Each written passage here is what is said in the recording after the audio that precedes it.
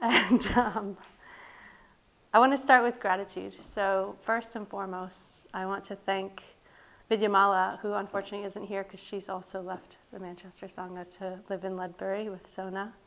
But she is a big reason why I'm here. She was a big draw for me. And I'll never forget when I decided I was coming to Manchester, which I'll say a little bit more about what led me to make that decision later. But I came out here on a sort of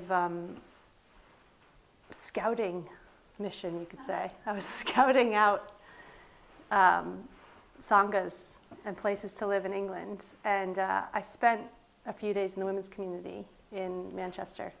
Dayanandi was my public preceptor, and he was a good friend of mine. I was also ordained with the Moggallila, so I knew a couple women living there.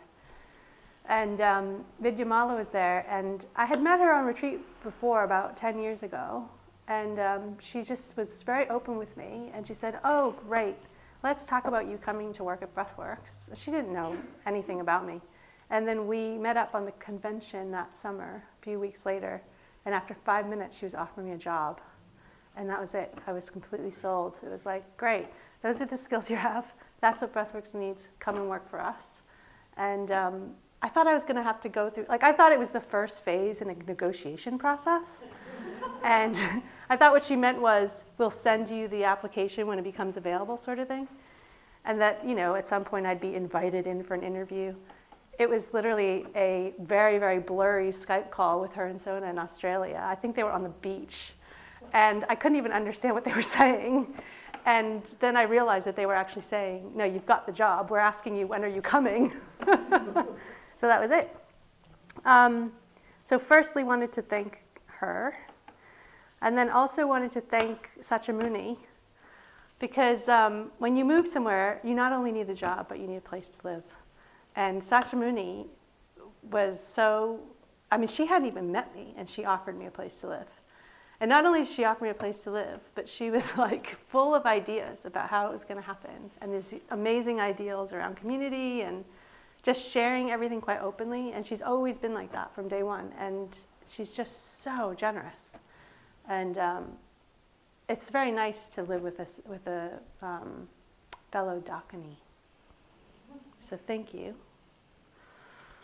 And then, yeah, I wanted to thank, in particular, the members of my Mitra study group and people from Breathworks that are here tonight, because those have been my two main contacts for practice while I've been here at the Manchester Buddhist Center.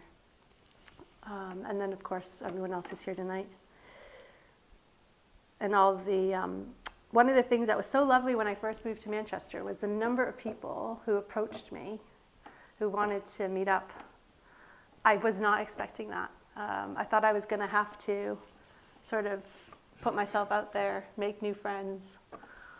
But actually, I had Insta friends. It was like just loads of people who just wanted to get to know me and were interested, showing a genuine interest. And that's been really lovely, both the men and the women, actually. Someone's going to have to tell me when to stop. How long have I been talking already? 5 minutes, maybe? Okay.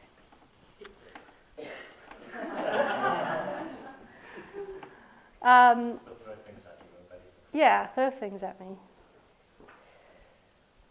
So I don't know, everyone in the audience. I'll just, if I use any terms or anything that you don't understand, feel free to wave or make a face of some kind. So yes, I came here. In a way, I came here begrudgingly. I was a bit of a victim of circumstance. So I was in a relationship with a woman for 10 years who's British.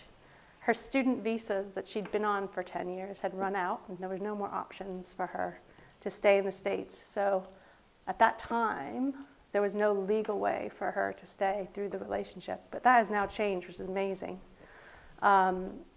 So we decided to immigrate together. Well, she was just going to come home, basically, back to Britain. I was going to immigrate through my relationship with her. And in the process of all that happening, the relationship completely fell apart. And so there was a day where my visa arrived in the mail, and I had to decide whether I was coming or not. And everything in me was like, you are going to Manchester, you're going to work for Breathworks. And this line from this Rilke poem, The Archaic Torso of Apollo, the very last line came to my mind, which is, the very last line is, you must change your life. You must change your life. So there is something in the Dharmic life where things feel like they're just coming to a head. We're not making anything happen, but we've put in a lot of effort and we've kind of kept putting our intentions out there into the universe. And then somehow we just can't keep living the life that we've been living. We just can't. It starts to feel unauthentic. It starts to feel like we're sort of living a lie. I was living in a very nice apartment in San Francisco, making $200 an hour as an educational consultant. I spent my weekends, camping in very nice places along the California coast, eating really nice food. Those of you who know me well will know that good food is very important to me. It still is. Luckily, the Northern Quarter provides well in that area. My life was basically this triangle between my apartment, the climbing center, and the Buddhist center. And that was a really good life, actually. It was a really, really good life. I had a good life. I got to go bask in the sun every day. It was perpetual summer. I had access to fresh fruits and vegetables every day of the year that were local and organic. But something wasn't enough. So what is that about? Why wasn't it enough? And there was something in me that knew. I'm such a glutton. I'm such a heathen, really. Is that the word? And it was like, I'm just going to rest on my laurels if I stay here. I had come very far in the 15 years that I'd been at the San Francisco Buddhist Center. I had come very far. I'd started out a really angry, self-hating, self-deprecating young little baby dyke, basically. And I'd gotten ordained in that context. But I knew I was just not going to make any more progress. I could probably make a bit more progress, but I was getting lazy, basically. That's the bottom line. I was getting lazy in my practice. And I could have it's like samsara didn't have enough grit. And I came to Manchester and I said, this place has grit. This place is gritty and gorgeous. Absolutely gorgeous. I remember walking down the street with, I think I was with Amitashuri. I'm not sure. Someone from the women's community. I don't know, maybe it was Manisha. And she said, what do you think of the weather? And I said, oh, it's really gray and cold and rainy. And she said, yeah, but when the sun comes out, doesn't the brick look lovely? And I was like, yes, it does. There's something about, I'd actually gotten used to the sun. How can you get used to the sun? The sun is this amazing thing. It's this amazing life-giving force that we all depend on. It's gorgeous. And I had just completely taken it for granted. So I was in love with it immediately from that perspective of, yeah, I'm going to come here and I'm going to be up against myself in a lot of different ways. And when I first got here, I was really unhappy. I don't think the sun came out for the first month. I moved in February because, I'm an intense person and I like extremes. So I moved in February because I thought that's the best time to throw myself into Manchester weather. And it was not only did the sun not come out, but the sky didn't change. It was just this gray blanket hovering over me. And it was great because I had to remind myself how to get into dhyana, which I hadn't done in years. I had to remind myself. So what that means for those of you who aren't meditators is that when you learn how to meditate, you can actually learn how to access joy that is not based on external factors, but just based on being in a human body that has energy flowing through it. I'm not making any promises that may or may not happen, but for me personally, I have found that, and for lots of people I've taught, that has been the case, that we can access this upward moving energy that is described as joy or bliss. And I was like, okay, come on, Singhashri, don't be lazy. Like, you know how to be happy. Just get on the cushion and meditate, and you will find internal peace and happiness. It may not last, but you can do that for yourself on a regular basis, and that is a self-healing activity. So I did. I sat a lot when I first came to Manchester. And then there were other reasons too. So I wanted to teach more, and being over here has given me that opportunity. So thank you again.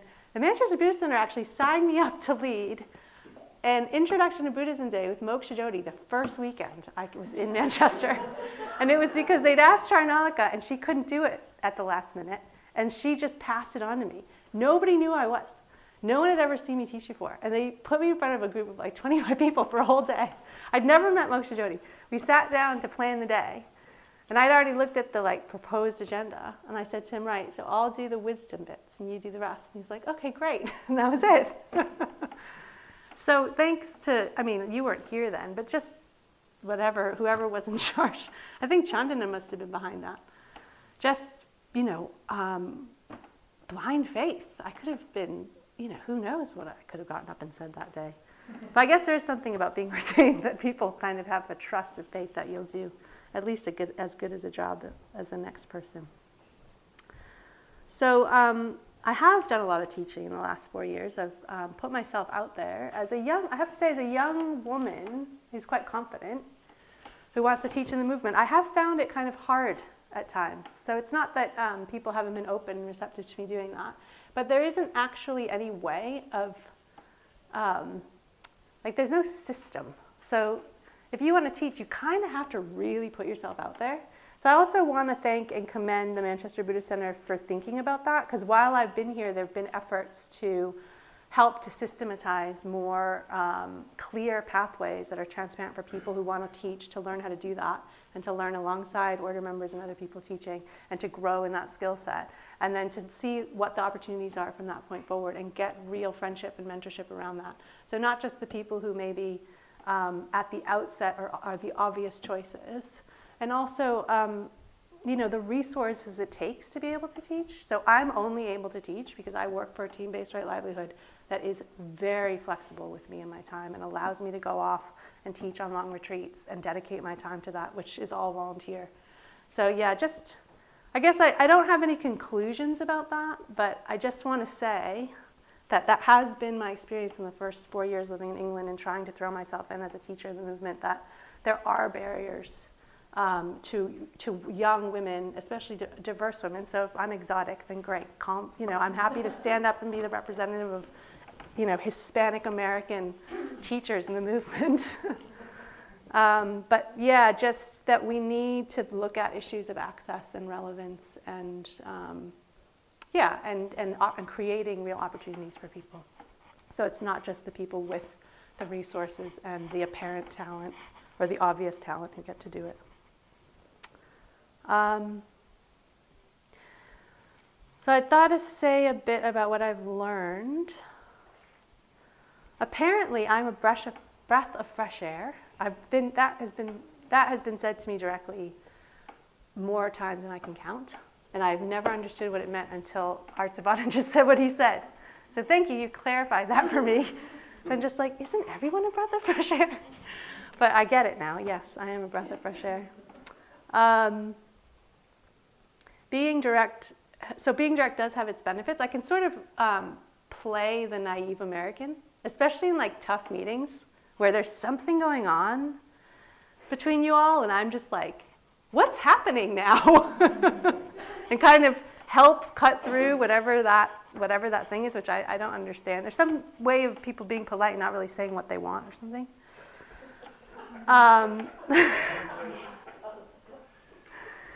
So yes, it's been interesting because in addition to teaching, one of the things I love doing is facilitating, as you're saying about the visioning process. So that's been really, really good for me. It was so funny. I went back to the States and did some teaching with Vijamala this summer, and we were running a retreat with MBSR and MBCT. That's mindfulness teachers in the States.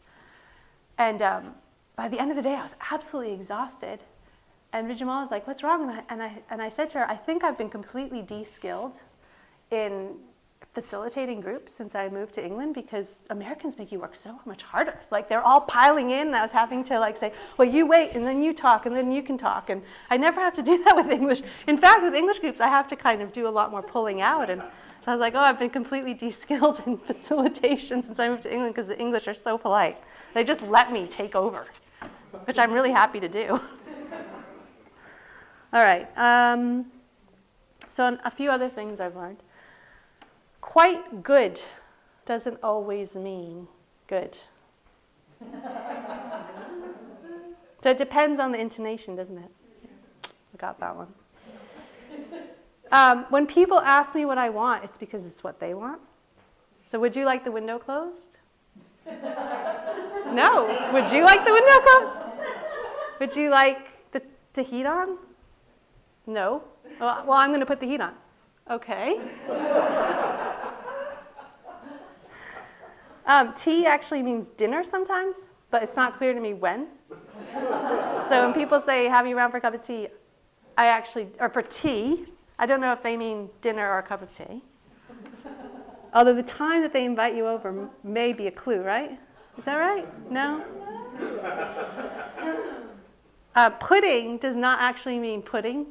So pudding in America is this sort of soupy, sweet thing. It's kind of like custard. But you all mean dessert, don't you? And it's generic. It's generic. So when someone says we like pudding, if you say yes, you actually don't know what you're getting. Right? Is that right? And if it's a fruitcake, you're totally screwed, in my opinion, because I don't do fruitcake. Okay. That's it. That's all I've learned in 4 years. Sorry. I tried to think of other things. I'm sure there's more, but.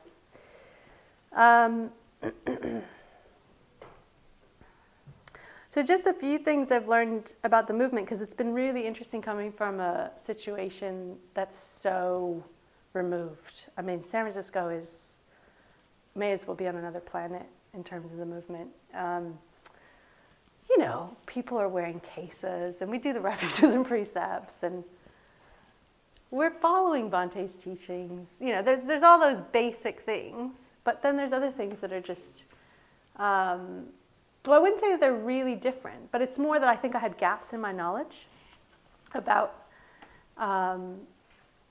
well, for example, San Francisco is a very, very small situation, so all of my mitra study was always mixed. I never even knew that there was such a thing as single-sex mitra study. So coming over, that was a really big shocker, actually. And I did ask a lot of questions, like, why is it done that way? What's that about? And it was good, because I am a good listener, and I try to listen. And part of the reason why I try to listen is because I haven't always been a good listener. So it's something that I know about myself that I want to be better at, so then I really try. And I have to honestly say, I've never gotten the same answer twice when I ask that question.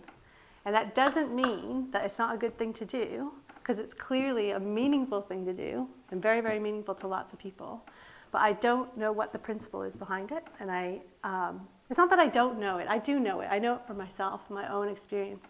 But I want, and so I'm just using that as an example. I don't think there's anything necessarily wrong with it. But I want the movement to ask why all the time. I want people to ask, why are we doing it that way? What is the principle behind it? And let's clarify together.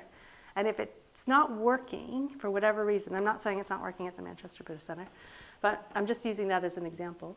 If something's not working, let's change it. And the reason I'm saying that is because that's what I do. I ask why, and I will keep doing that. But I want us all to have that kind of courage. Yeah. So not just go along with things because that's the way we have always done them. Because that's when things get stuck and stale, and we become an institution rather than a living community of practitioners. Yeah. So whatever. I mean, I still don't have any conclusions about single-sex study. I'm sure it's fine. Like, I've done it for 3 years. My group's been amazing. It would have been a completely different experience if it had been mixed. So it's not that I think that there's, again, not to say that I think that there's anything wrong with that, but just for us to just keep coming back to principles and not get stuck in strategies or because that's the way we've always done it, but really just get clear. If that's how it is, why is it like that? And is that useful? And there may be some people who things aren't useful for. Maybe they need to find a different tradition or whatever. So that's also valid. So it's interesting for me, coming from the outside, to have come up against something and gone, what's that about? I was in a single-sex ordination process, and it wasn't straightforward for me, because as a lesbian, the number one reason that gets held up is to just simplify things. And I think, okay, well, for me, it's a lot more complicated, actually. So yeah, that's just me using this podium to do my little soapbox thing. So I've done it now, and I'll stop on that issue. Also, interestingly, in the movement, we're in a very particular time in our history. I feel like we're in the, like if we were a person, we're sort of in the late teens, early 20s phase. So we're sort of, like we kind of know who we are, but there's still a lot of discovery happening and sort of reckoning around certain things. And Bhante he's going to die soon. You know, he just turned 90. So his death is a very imminent event for all of us in our collective imagination. I remember I was at Ajastana not that long ago, and I was talking with the gardener. And I said, oh, so how's it going? You know, what's your next big project? And he's like, oh, I'm really excited. I'm working on Bhante's stupa. And I thought, wow, that's really intense. But, you know, for them at Ajastana, it's like, it's just what's going to happen. And, you know, it's fine. It's not this, I mean, it will be a very sad moment, but it's not something that they're, you know, in denial about or not willing to talk about. So it's there for us. And so I think that there's this really interesting kind of ebb and flow and dynamic right now between sort of the folks whose job it is to hold the tradition in place and really kind of keep clarifying and saying, yeah, this is what it is and this is how we do it. And then folks on the edges who kind of keep saying, but what about this and what about this and oh, what about this thing? And a really interesting dynamic and conversation that's happening between those. And so interestingly, coming over here and working for Breathworks, which is a leading organization in the UK we teach mindfulness to people with pain, stress, and illness. And we've been doing that for almost 15 years, but only just in the last, I think, 5 years, as mindfulness has become this really popular buzzword in the media and in the popular imagination, you could say. We've also had to kind of step back and say, okay, what exactly are we doing? Because it is the Buddhist teachings, but it's in a secular way, and our own people within our own tradition aren't clear about what we're doing and why and how it fits, and people out there in the world don't know what it means for it to be part of a Buddhist tradition. So it's a very interesting time for us internally, and then for the movement to also respond to us. So I'm interested as well in robust communication and dialogue about that. I'm not interested in opinions about it. I would like us to get beyond even for me, my own set opinions about what is or isn't appropriate for us to be doing in the world, but for us to actually try and understand what those efforts are about and help each other in that clarification process, so that whatever we do as members of this community is something done both with the blessing and support of our community, but also in the best interest of putting the Dharma out there in the world in a way that's clear and helpful. So mindfulness is a really good example in a way of one of those things that's sort of pushing the boundaries and also forcing a clarification. And then the other one is this really interesting thing that's going on now. So we've got the internet, and then we've got people on the internet who found each other, who are really interested in waking up, but they're not necessarily interested in religion or even spirituality. So even brain science is now telling us that there is no self. There is no self.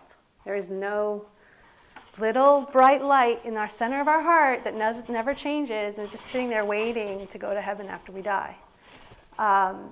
So what does that actually mean for humanity? So there's people, hundreds of thousands of people out there who are waking up without Buddhism, without any kind of spirituality. And whether or not that's a good thing, I have no idea. I don't know those people. I don't talk to them. But it's just a phenomenon that's happening out there in the world, which is just really interesting to me, that it's out there, yeah? So people who are just like, yeah, there's no self, and we can do it. We can wake up to our no self, and how great is that? But there's no context for it. There's no spiritual community. There's no vision. You know, Bante's teachings on right vision, that you've got to have the view. You've got to have the big view, which is, in my opinion, pretty synonymous with Buddha. If you look at the three jewels, Buddha, Dharma, Sangha. So there's, in a way, it's not in the context of the three jewels. So Triratna is this amazing opportunity. We're just, for me, I don't see either of those things as threats. I see them as amazing opportunities, mindfulness, and this desire in the world to wake up to this illusion that keeps us in conflict with each other, keeps us suffering, keeps us causing suffering for ourselves or others. So you've got the mindfulness field, which you could say is like samatha. It's like people want to be calm and peaceful and just find a way to settle. And then you've got this other, which you could call vipassana, or insight, this other kind of move towards waking up, this robustness around wanting to see through. And then you've got the movement, which is like, I think is, in a way, could give the world a middle way. Like, yes, you can do both those things, but without the context of the Dharma, it doesn't mean anything. Like, yeah, okay, maybe you'll be a little bit happier and not so stressed out, and you'll know you don't really exist. But what then? Yeah, so it's missing something that we can offer, which, in a way, is probably that next step, which is compassionate, spontaneous compassionate activity in the world in a collective context, which is much more powerful than anything any one of us can do alone. I'm totally going off script, and I think I should stop. I think I'm being quite American, aren't I? Yeah. You'd wished you hadn't said that now, don't you?